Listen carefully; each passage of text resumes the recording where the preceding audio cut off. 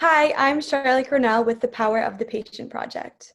My guest today is Amy Krulik, the CEO of the Kaiserman Jewish Community Center in Wynwood, Pennsylvania, right outside of Philadelphia. Amy is known as an enterprising organizational leader with a proven ability in program and fiscal management, board and community engagement, fund development, and strategic marketing. One of her greatest strengths is leading organizations through periods of transition and creating a common vision that ensures viability and mission fulfillment for the future. She has been recognized as one of the leading visionaries in the country in terms of providing social services to a diverse population. Amy holds a master's in city planning from the University of Pennsylvania and a BA in government and English from Hamilton College. Welcome, Amy. I'm so glad to have you here. Thank you. So just to jump into it, my first question is, as the CEO of a major community center, what are some of the issues you need to currently address as COVID cases are once again rising? Right. So if location is the mantra in real estate, then protocol would be the mantra for any social service agency, especially ones that are still able to provide services, direct service to the community. We have been working really since the day that the governor of Pennsylvania closed our operation a little unexpectedly on March 12th of 2020. And we've been working really hard on creating protocols for each of our programs that allow us to operate as safely as is possible. And I will tell you that our partnership with the Montgomery County Office of Public Health has been instrumental in making all of that possible. So, we've had to change. I mean, the word, I guess, of the year is pivot. We've had to pivot many, many times in our planning and our thinking as protocols have changed and as case counts have changed.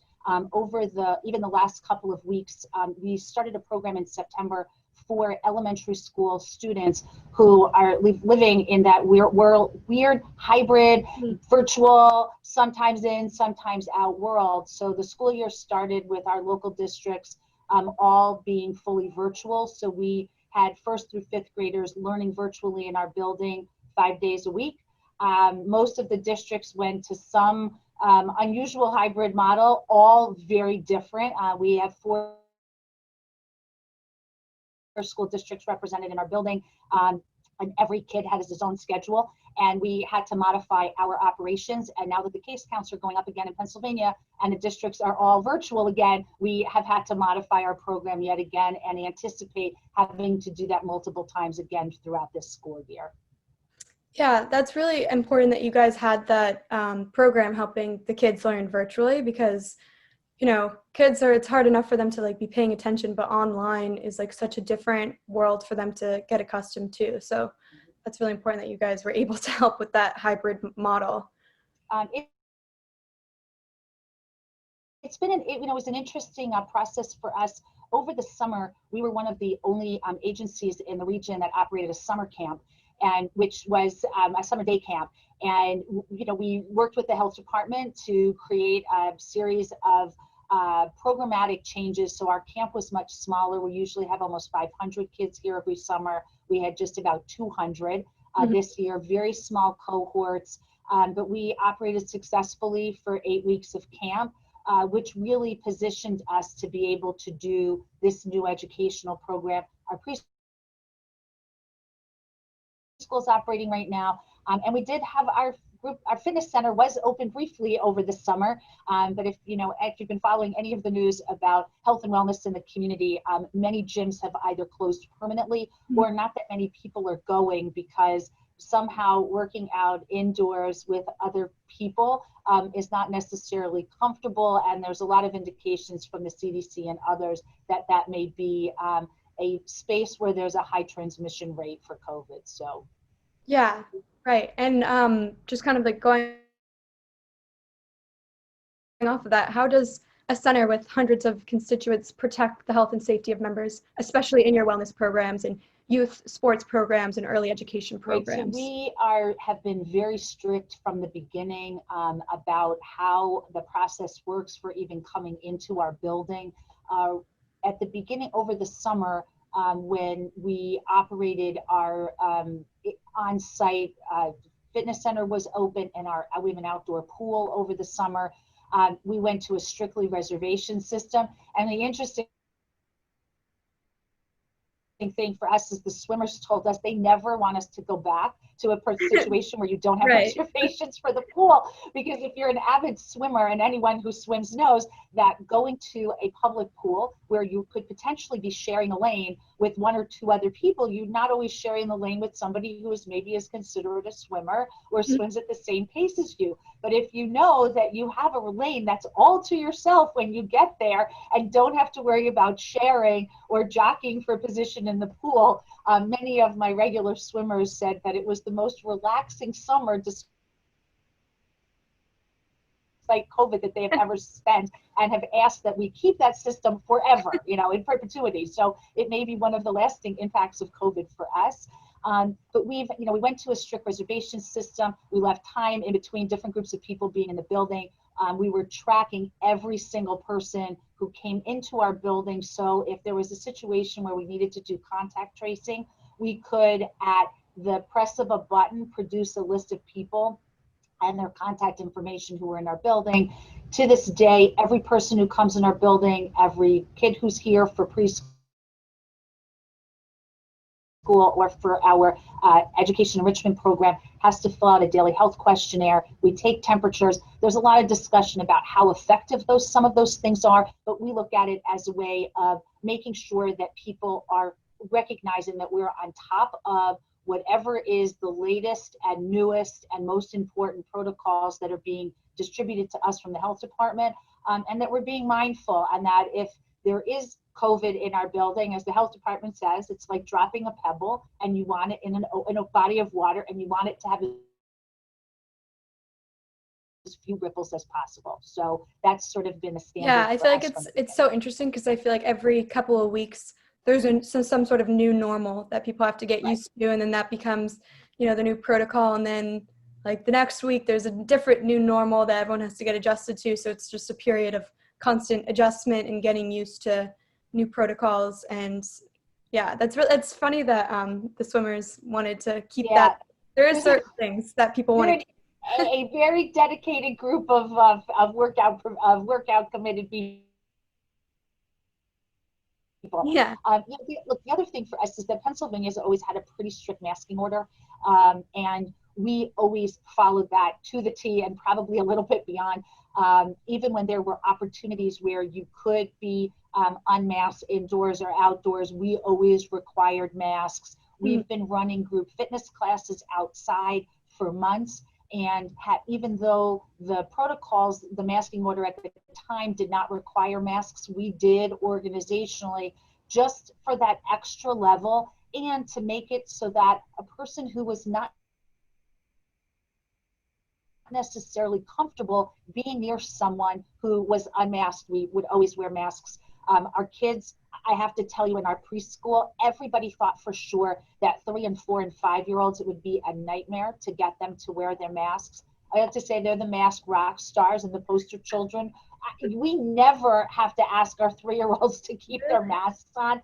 Middle school kids at camp was a whole other issue. Right. That is definitely a more challenging age cohort than the preschoolers. But the preschoolers, they treat their masks like they do shoes, right? You have to put on your shoes, you have to put on your mask. That's just the way they see the world. And as our hope is that that world won't be that way for them for too much longer. Yeah. Well, are you concerned that all, non-essential wellness organizations like yours might need to shut down again? And if so, what would the game plan be for taking care of your members who rely on your services of the center?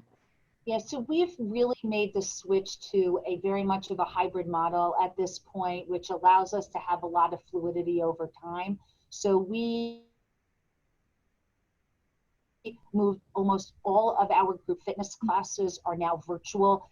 It was a more comfortable setting for our instructors, and it opened up a world for us to have a library of close to 500 classes are now online that anybody can access, everything from combat, cardio, to group, dance, to yoga to mindfulness meditation is there for the offering on an on-demand platform. Plus, there's live classes every day, and the same sort of relationships that were built in person in our group fitness studios,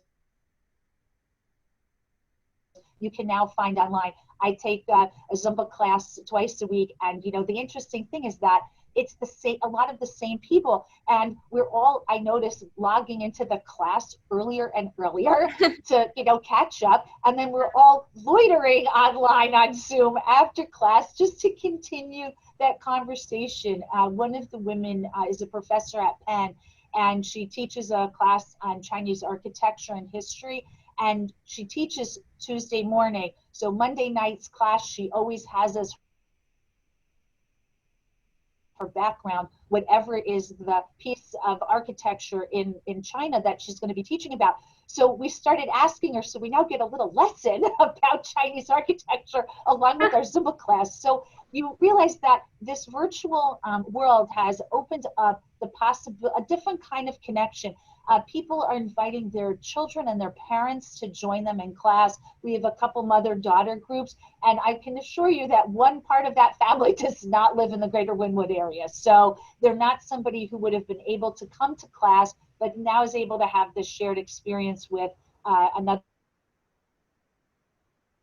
member of their family in a really special way. So I expect that if the building had to close for some reason, that we would continue to have this online presence. We've moved a lot of our educational programming. I know we're doing a Latga event for Hanukkah from Israel in a couple of weeks. We're only able to do that live because of Zoom and because people are willing to go to programming online. So it's opened up some opportunities for us that are not COVID dependent. So even if you're stuck in your house, we can still provide those kinds of resources. And I anticipate, because childcare has sort of been elevated to an essential service, that we will be able to keep both our preschool and our educational enrichment program open. I suspect we are running a gymnastics program right now, because gymnastics, the cool thing about it, even though it's inside, is it's a pretty socially distant sport as far as sports go. And the program is very small at the moment. My guess is that that may not survive any closures, not in the long term, but that we might have to close that program because there's a big difference between childcare and going to gymnastics class. But we will move as many things virtual to online virtual experience as possible is what will happen, and we're just trying to be as agile as we can. It's you never know what the day is going to bring. So because every new order and recommendation, comes with it, us evaluating how that impacts us organizationally and how we can translate that latest order into how we can best serve. I feel like it's been kind of amazing for me to see how quickly people have been able to, pivot to being virtual, to socialize, Zooming people over Thanksgiving, their family and friends that they would have seen in person, and it just kind of over a certain period of time just becomes the new normal, and you kind of forget that you would have been seeing these people in person, and then it just kind of, you get used to it and you adjust. And it sounds like you guys are doing a really great job of, rolling with the punches. And well, that's kind of the only choice at the moment, but it's, I appreciate if I'm going to have gratitude right now for, the health of my family and our community, it's also my gratitude for technology, because, I think about if it weren't for Zoom and Teams and Google Hangouts and all of those, Google Blackboard and all that other stuff, I really don't know how we as a community would have survived this pandemic. So it would not be nearly as interesting or educational. Right. Finally, with your background in social services, what are some new initiatives you see becoming necessary as the pandemic continues? Like, I think that I used to run a hunger relief agency in Philadelphia, and there's definitely increasing demand there. We're doing food drives in our own agency to help support the local food pantries in the Philadelphia area because of increased demand. I think that there's also going to be a huge demand for mental health services. I've seen, among my own staff and certainly among our members, a lot of conversations, huge interest in things like mindfulness meditation classes. We never had that on our schedule. We have 2 and soon to be 3 classes in that space every week because people are craving that opportunity to find better balance and finding ways to manage and deal with the emotional and mental impacts of what's happening with COVID and that isolation. I think the other thing is that word isolation is becoming important. It was always used around the senior adult population, older adults who might be living at home away from family, are feeling particularly isolated because everybody tells them, like, don't leave your house or you'll die, right? Like, this is sort of the word if you're of a particular age. And I think it feels very isolating, but I think we're all starting to feel that. So, we are looking at how can we bring really unique and impactful experiences in a virtual space and even outside. We did a drive-through author book signing where the author had this really long 8-foot pole, and so he had pre-signed the books and kids came through and he handed the books through the car windows and through sunroofs and things, and it was really exciting for the kids to be able to have an author interaction in a way that was felt safe and appropriate given COVID. So I think it's going to take a lot of creative thinking around not just what you can do virtually, but opportunities in person. I thought, can I have like a s'more fire pit, experience in my parking lot where everybody sort of gets a parking space, because those are big enough to be socially distant and you could be together as a community, but without, getting too close to somebody else. And so how can we all find respite from the isolation and frustration? I mean, I think we all have a little bit of pandemic fatigue at the moment. And so, how do we keep things interesting and exciting as we, especially in Philadelphia and the Northeast, is entering the winter? Even though it's supposed to be spring-like weather today again, eventually we expect there'll be 1 or 2 days of winter in our area. And, what are we going to do to help all of the people in our community find their balance points over the next few months? So, but I think that those are going to be the big things, is around food, mental health, and isolation. Yeah, I totally agree, and I'm looking forward to seeing how that all comes together for you guys and with all the other social services. And you guys are doing such a great job, and community is so important, especially right now with what you were saying with mental health and the isolation and fatigue. So having those socially distant activities and programs is so important to people. So it's really great to hear that you're continuing to do that. Yeah, so thank you so much. This was such an interesting topic, and I'm really glad that I got to talk to you about it. Thank you for the opportunity. We're also excited to see what happens next, because every day is a little bit of a mystery. Right. It's hard to plan for anything. You never know. Yeah, well, thank you so much. Thank you.